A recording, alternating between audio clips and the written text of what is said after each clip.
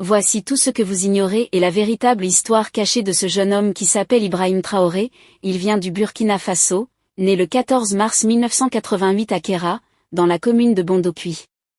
Il a fréquenté le lycée mixte d'Akerville de Bobo-Dioulasso, où il obtient le baccalauréat en 2006. Il est diplômé en géologie à l'université de Ouagadougou. Pour ceux qui n'ont aucune idée, la géologie est la science de la Terre, la science qui permet d'étudier les sous-sols. Depuis l'université, il y avait des penchants pour le socialisme, l'un des systèmes les plus détestés des Américains. Depuis son jeune âge, il avait déjà fait son choix, le choix de ne plus s'engager avec les pays occidentaux qui font partie du système capitaliste. Il a été durant ses études militant de l'Association nationale des étudiants du Burkina, ANEB, une organisation estudiantine d'inspiration marxiste. Il est même devenu président de cette association. Étant donné qu'il aimait toujours le régime socialiste, il lisait beaucoup pour mieux comprendre comment celui-ci fonctionne. C'est quelqu'un qui s'était investi pleinement dans son parcours académique. Traoré n'est pas issu du britannique militaire de Kadiogo, PMK, contrairement à son prédécesseur Damiba et bon nombre d'officiers burkinabés. Après des études universitaires en géologie à l'université Joseph Crézerbo à Ouagadougou, Ibrahim Traoré intègre l'armée en 2010.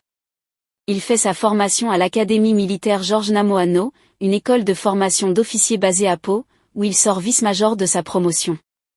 Le jeune soldat va rapidement gravir les échelons militaires. En 2012, il devient sous-lieutenant. En 2014, il passe au grade de lieutenant avant d'être promu capitaine en 2020. En mars 2022, il est nommé chef d'artillerie, GERA, du 10e régiment de commandement d'appui et de soutien, 10e RCAS, basé à Kaya par l'ex-président Damiba. Cette base se trouvait dans la ville de Kaya, à environ 2 heures de route de la capitale du Burkina. Le capitaine Traoré a participé à plusieurs opérations militaires dans la lutte contre le terrorisme, notamment à Djibo, où il était placé sous les ordres du lieutenant-colonel Damiba, alors commandant du groupement des forces armées antiterroristes en 2017. Il a également pris part à l'opération Otapuanu en 2019 et a aussi servi au sein du détachement militaire de Marcoa au Sahel. Les résultats de ces missions prouvent qu'Ibrahim est un homme courageux avec de nombreuses tactiques. En janvier 2022, les hauts gradés du Burkina Faso ont créé le MPSR, le Mouvement patriotique pour la sauvegarde et la restauration, un comité militaire. Paul-Henri Daniba était à la tête de ce mouvement.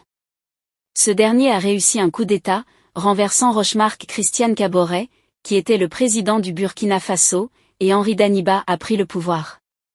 Ibrahim Traoré faisait partie du MPSR qui a aidé Daniba à réaliser le coup d'État pour prendre le pouvoir. Ibrahim Traoré est devenu président du MPSR, le mouvement de sauvegarde et de restauration. Pendant que Daniba était au pouvoir, Traoré avait l'impression que rien ne se passait comme prévu. Il s'est tourné vers Daniba pour discuter des graves situations qui évoluaient au Burkina Faso, surtout dans les zones où il y avait des rebelles. Sans succès, Daniba ne semblait pas se soucier d'Ibrahim Traoré, même après qu'il lui ait présenté une situation grave qui évoluait à la frontière du Mali et du Niger, où les rebelles s'installaient presque partout. Le président n'a rien fait, comme si cela ne le concernait pas. Le 30 septembre 2022, le MPSR, dirigé par Traoré, a de nouveau frappé en renversant Daniba par un coup d'État et en prenant le contrôle du pouvoir. Un conseil constitutionnel a déclaré Ibrahim Traoré président de transition du Burkina Faso. Il devient alors le premier musulman à accéder au poste depuis le renversement de ses erbeaux en 1982. Il a prêté serment devant le peuple de respecter, faire respecter et défendre la constitution de la transition ainsi que les lois.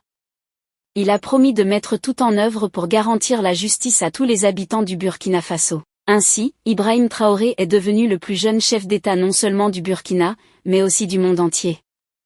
Assurant expédier les affaires courantes, Traoré annonce la désignation d'un président de la transition, civil ou militaire, par des assises le 14 octobre 2022. Ses partisans organisent des manifestations appuyant sa nomination à la tête de l'État, ce qui conduit à sa désignation à la tête de la transition en sa qualité de président du MPSR. Il est investi le 21 octobre président de la transition par le Conseil constitutionnel. En novembre 2022, il renonce au salaire présidentiel, mais conserve son salaire de capitaine. Le 3 février 2023, Ibrahim Traoré annonce de grandes offensives à venir contre les djihadistes et appelle au soutien populaire. En avril de la même année, il décrète la mobilisation générale. En mai, il évoque les pays, amis, avec lesquels il construit ou se renforce une coopération militaire, la Russie, dont la milice paramilitaire Wagner pourrait être présente au Burkina Faso, la Turquie, qui lui fournit des drones Bayraktar TB2, ainsi que la Corée du Nord, qu'il envisage également comme un fournisseur d'armes. Il souhaite s'éloigner de la France, en donnant 5 jours à un groupe de soldats français basés au Burkina pour qu'ils quittent le pays. Il a déclaré vouloir établir de nouvelles relations et partenariats pour son pays, car les relations avec la France et les États-Unis n'ont rien apporté de positif. En juillet de la même année, Traoré s'est rendu en Russie pour participer au 2e sommet Russie-Afrique. L'accueil de Poutine a été chaleureux et il a exposé à Poutine les préoccupations et les besoins du Burkina Faso. Les médias ont commencé à parler de lui pour sa maîtrise de la communication et sa bravoure.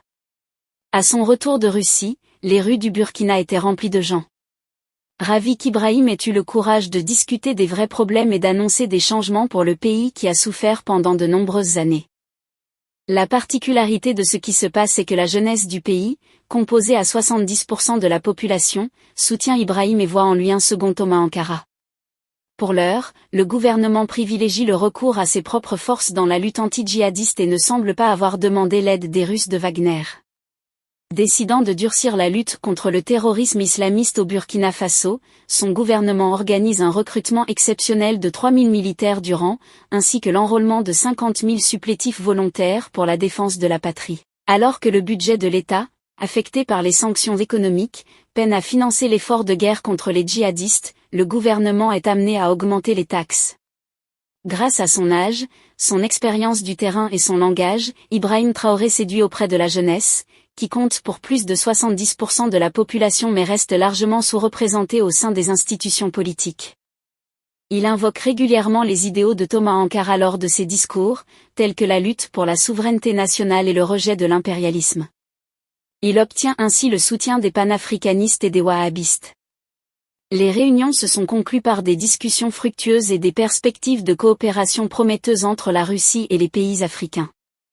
C'était l'histoire du président Ibrahim Traoré. Maintenant, la grande question est, n'y aura-t-il pas de piège? Car un pays comme la France, en apprenant la fin de toutes les relations avec lui après tout, ce temps de profit et de pillage, on ne sait pas vraiment ce qui pourrait arriver. Entre-temps, les choses commencent à tourner. On dirait que le ciel apporte enfin les vrais rayons de soleil à l'Afrique, car ce n'est pas seulement le Burkina Faso qui souhaite tourner le dos à ces pays qui ont à leur tête des leaders de pacotille. Mais l'Afrique se souviendra. Abonnez-vous à la chaîne pour des mises à jour sur le sujet ou si vous aimez ce genre de contenu. Laissez un j'aime pour soutenir le travail et donnez-nous votre avis en commentaire.